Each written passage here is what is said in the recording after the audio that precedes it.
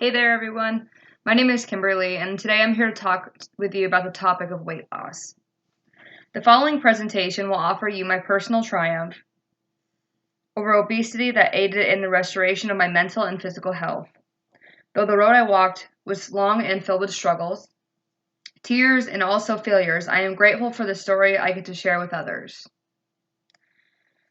I can only hope that my story can illuminate the darkness that someone may be experiencing and give them hope and motivation to make their own personal change. Throughout my whole life, I have struggled with my weight. At times, I would be well within the BMI charts, while at other times, I would find myself in the overweight category. As a young adult, my weight continued to greatly increase as a result of trauma and anxiety. I began to use food to comfort myself or as a reward to get through the day. I had stopped exercising, which only fueled my need for comfort, and my anxiety rose because my body had no outlet. By 24 years old, my highest recorded weight was 325 pounds. At just 24, my physical and mental health was in great jeopardy, as I also considered my unpromising family health history of type 2 diabetes and cardiovascular disease occurring early in lives. After trying several fad diets and weight loss supplements, I contemplated giving up. Knowing deep in my heart that my life was meant for so much more, I began to ponder weight loss surgery. Initially, the idea terrified me, really terrified me, as it was an indefinite permanent life change. The more I researched success stories, though, the more intrigued I became. This was not a decision I wanted to take lightly by any means. However, I knew that I couldn't continue living the way that I was. June 6, 2019 would mark the day that I had finally committed to going through with weight loss surgery. After weighing the options with their success rates and complication rates, I decided to go with the gastric sleeve surgery. The following photo from UNC Medical Center depicts this diagram of how the sleeve works post-surgery. At the time of surgery, 80% of the stretched stomach is removed, leaving a much smaller volume area for food storage. The purpose of this is to ensure the stomach will not be able to consume or digest excess calories. The patient will feel fuller with a much smaller consumption of food volume. Here's a photo accredited by Angeles Health International suggesting that the health benefit of weight loss surgery versus the risks. As a result of intensive weight loss from morbid obesity, a person's lifespan is greatly elongated. If you look to the left, highlighted in blue, you will see the surgery also promotes a reduction in cardiovascular disease, reliance on current or future medication usage, as well as a reduction in the risks for joint replacement. Along with these reduced risks, there are other benefits like improved liver function and gut health. If we look to the right side in red, you will see the cons to surgery. Eating plans are necessary for the healing of your stomach, though they don't last forever.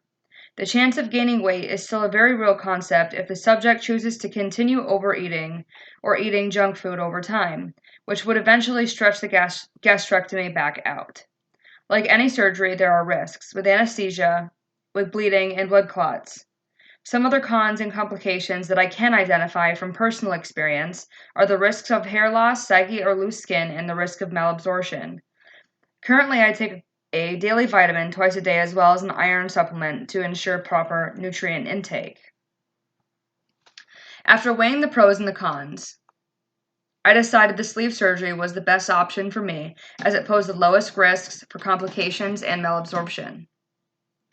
After undergoing a 6-month calorific deficit and supervised diet through my doctor, losing over 30 pounds to qualify for the surgery, I had finally made it. Though I was nervously anticipating the change that was to come, I was also filled with excitement and a new hope for a brighter future. December 31st, 2019, yes, New Year's Eve, was the real definition of New Year's resolutions, as I wouldn't be spending the new year as I had previous years. Instead, I would spend it with my husband in my post-surgical hospital room. I would love to say this journey was a complete cakewalk. However, it would be dishonest of me to not acknowledge my struggles and true experiences. The following days were truly hard as I accustomed to the feeling of being so full, like I'd eaten Thanksgiving dinner, after only 1 2-ounce sip of fluids. Dealing with the same minor post-op aches and pains, despite the momentary discomfort, my mind couldn't help but bring me to a place of wonder on what the rest of my life could hold. I was excited and proud to have followed through with this decision. Weeks passed by as I began to see results. Every week I would become more and more excited, and my body would feel better and better. My anxiety and depression began to change and almost become non-existent, while my body and mind just felt so much more free and filled with hope and happiness. Over time, I began to run miles a day and increased my physical threshold for weight training. Today, I am 125 pounds down from my highest weight, weighing in at 200.5 pounds. Not only is it easy to see physical results, but the result of confidence and happiness is irremissible. What you see here is only 8.5 months of this journey that I plan to walk throughout the rest of my life. I have put in the dedication and commitment to making an entire lifestyle change. Though this journey may not be a choice for all that struggle with their weight, my hope is to spread awareness to the fact that no matter what you choose to do, your goals can always be achieved. After experiencing its benefits, I would 100% recommend this surgery for someone struggling with their weight. I do recognize, though, that for some it is simply not an option or even an interest. For the individuals who fall into this category, there is still a lot of useful information to relay to you here. After surgery and the nutritionist education sessions, I have learned a lot that I wish I knew prior to the surgery, as I may have tried to implement these into my life beforehand. Firstly, a diversity of nutritious foods are primal to maintaining a healthy metabolism. A diet filled with fresh fruits and vegetables, as well as lean meats and whole grains, are extremely important to consider. Since many of today's processed foods promote fat storage because of additives and excess carbohydrates, choosing to eat clean and nutritious foods as part of a balanced diet while maintaining a caloric deficit with moderate carbohydrate intake is the most effective way to lose weight. An article from the U.S. National Library of Medicine from 2014 suggests that a high-protein intake does promote fat loss as it provides lean calories and promotes muscle growth. Large consumption of calorie-less fluids are also important to an individual committed to this journey.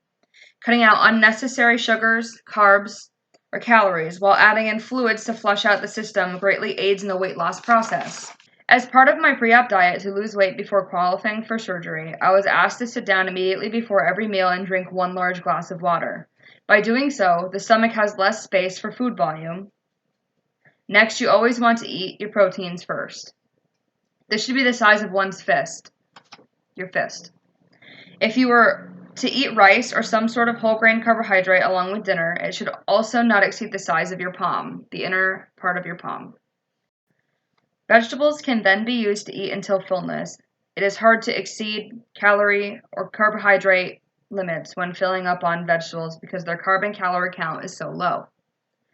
For me, exercising greatly sped up the weight loss process as I have factored in both weight training and cardio. Coming up with a plan that fits your daily need and schedule is important to ensure proper commitment. Even if you only commit to 30 minutes of some sort of intensive exercise a day, it truly will make the world of a difference. In conclusion, no matter what leg of this journey you are on, no matter how far away from your goals you think that you are, you can always make a change. Though your goals may seem so far away or even impossible, I'm here to promise you that they are not. By completely revamping my eating habits, my eating choices, and choosing to be healthy and active, I have completely taken back my mental and physical health and become more hopeful and positive than I ever thought I could have been. Whether you choose to opt in for surgery to help with weight loss or you choose the natural approach, just know that these goals and that same hope for you is never too far out of reach. The choice relies on the power of our inner self to stand up with conviction. Today can be the start of a brand new journey and a path to a happier and healthier you. Thank you for listening to this podcast. My name is Kimberly Simons. Hope you have a great evening.